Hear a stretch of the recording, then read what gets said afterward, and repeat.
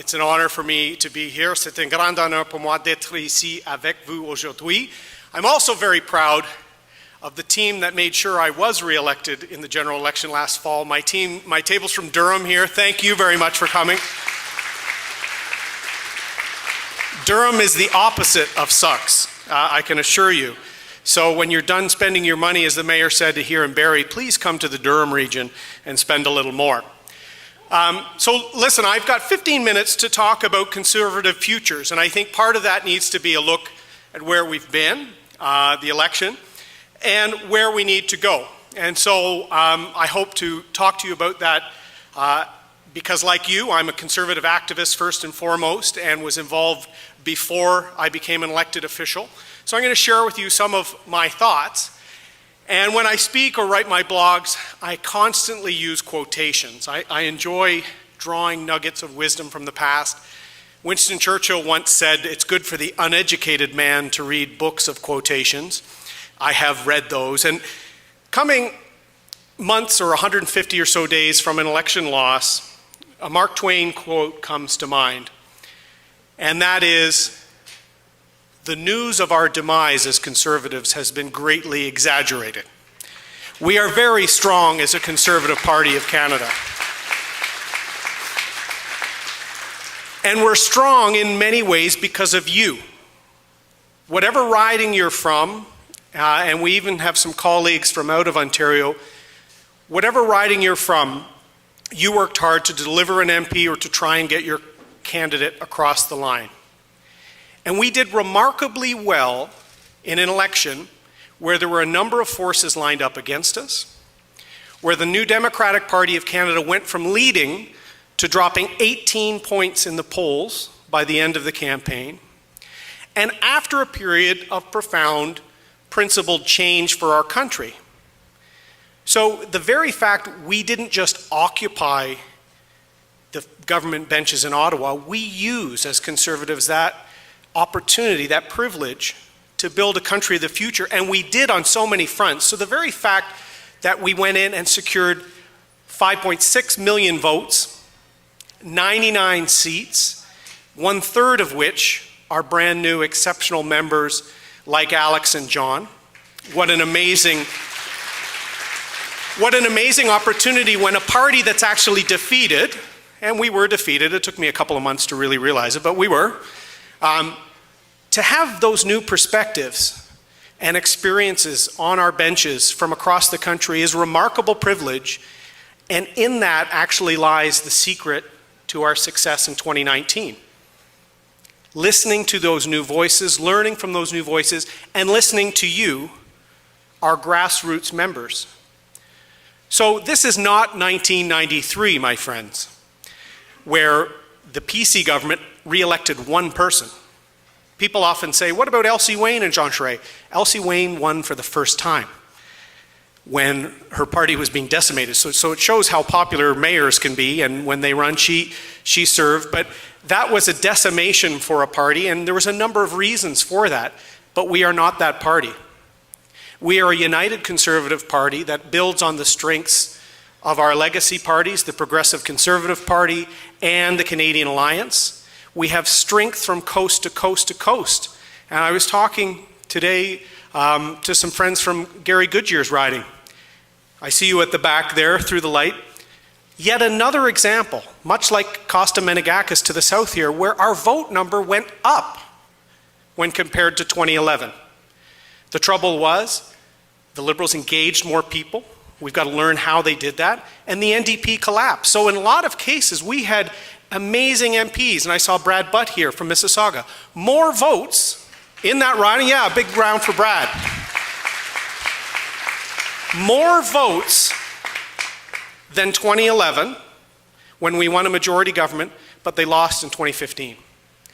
So that speaks to their hard work and their values as a strong member of Parliament, same with Gary, who was there years longer.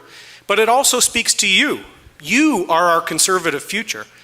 So that's why, as much as we're coming up here to share some of our thoughts, we're here to thank you and to hear from you on how we make sure we return in 4 years before we let Justin Trudeau truly drive this country economically into a ditch. We're already on the median, on the curb.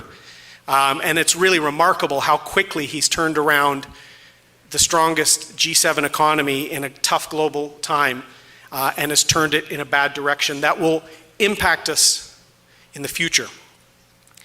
So, as Phil said, I'm an ex-military guy, so whenever you come out of battle with a loss, the first thing you do is tend to your wounded. You reach out.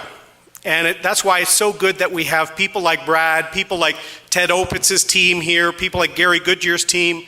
I know a number of people from across the GTA. We lost some exceptional men and women. Lois Brown, just a little south of here as well. We need to keep those people and those associations engaged because they're the starting point for our win.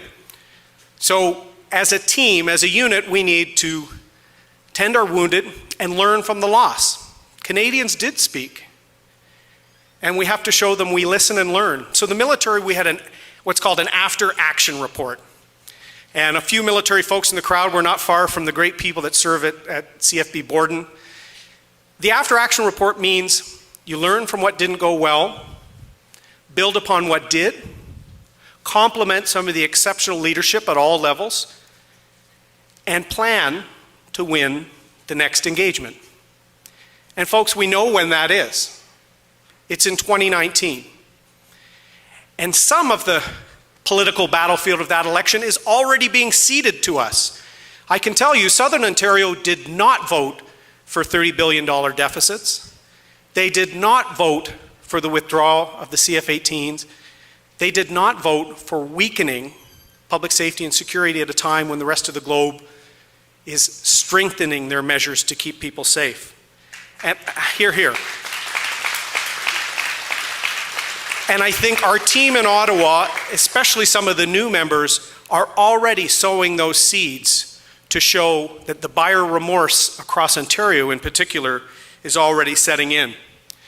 But as part of our after-action report, Conservative Futures is part of it, our leadership race is part of it, our outreach going across the country, Diane Finley, our colleague, listening, learning.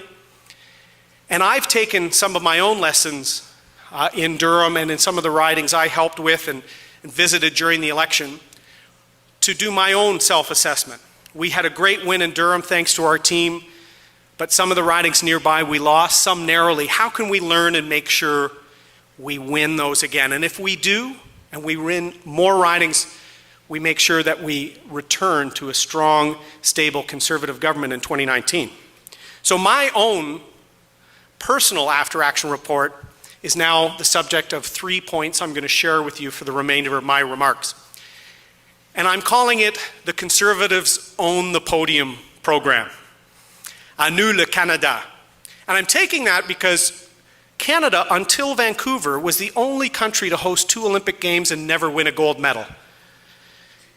And Canadians, passionate people in sports and the business community across Canada, didn't wait for Ottawa to come up with a plan.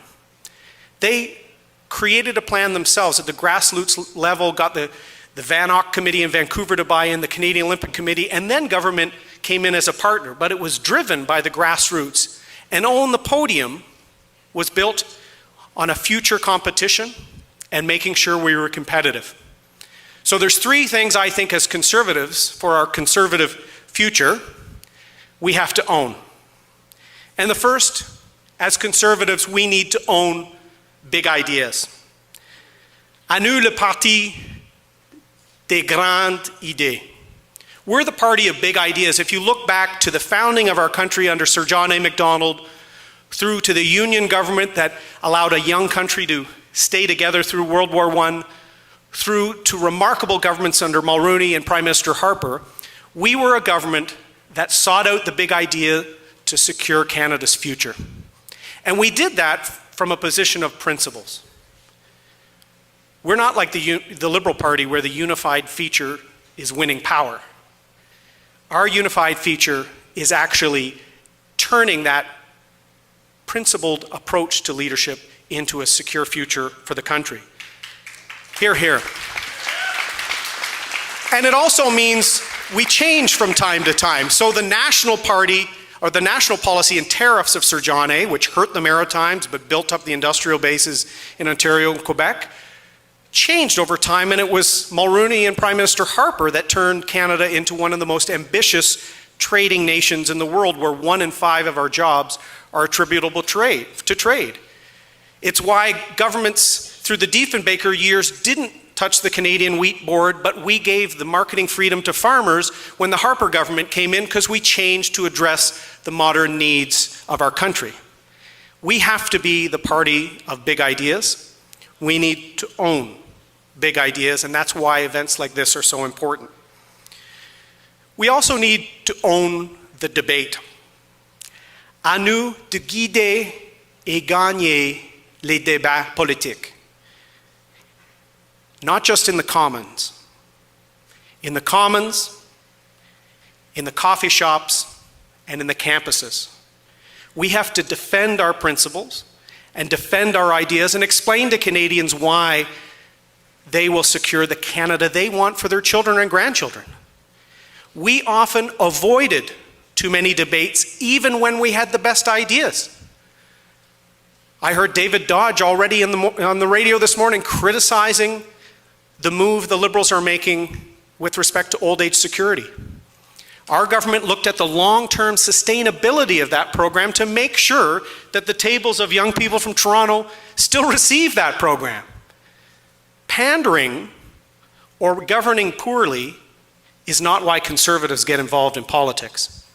We need to be able to debate, we need to be smart, and we need to equip our grassroots and hear from our grassroots to make sure that we have the ideas that we can defend and debate, from the Tim Hortons to Parliament Hill. And finally, the third pillar of the Own the 2019 Podium I'm sharing with you today is we have to own the communications in the run-up to that campaign and during the campaign itself. C'est à nous de réouvrir les lignes de communication avec les médias et le peuple canadien. Winston Churchill, going back to my quotes, had 2 great quotes about communications. Never pick a fight with someone who buys ink by the barrel. And we pick too many fights with people who bought ink or bits and bytes by the barrel. And we have to learn that, to quote Churchill, a lie will travel across the world before truth has the time to put its pants on.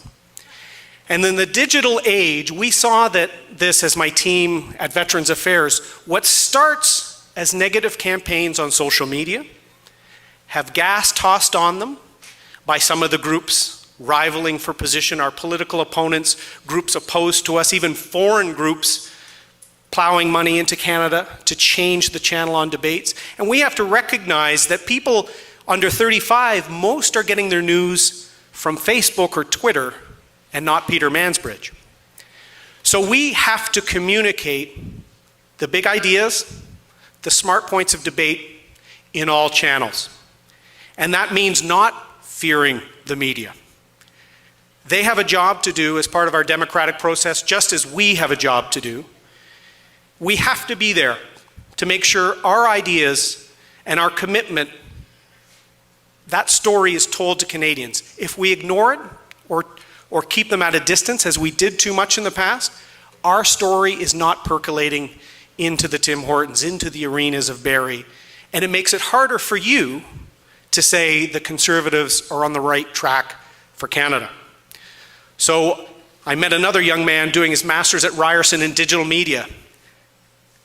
Give your application into the party officials here, please, because we need to own the channels of communication right across this country, and we don't allow false narratives to be established about us. And I think if we do that, friends, if we show that we're the party of big ideas and that we recognize at times those ideas and policies will change, but if they're driven from an approach that's fiscally conservative, that doesn't always look to government as being the answer to all issues, but government being one player in addressing the big ideas of our time, if we own the debate in the Commons, on the campuses, in the coffee shops, and then communicate through all channels, I hope that after 2019, our after-action report will be one of victory and securing Canada's future. So on that note, I want to thank you all again for being here, for helping keep the Conservative Party strong and on track to a win in 2019. Thank you. Merci beaucoup.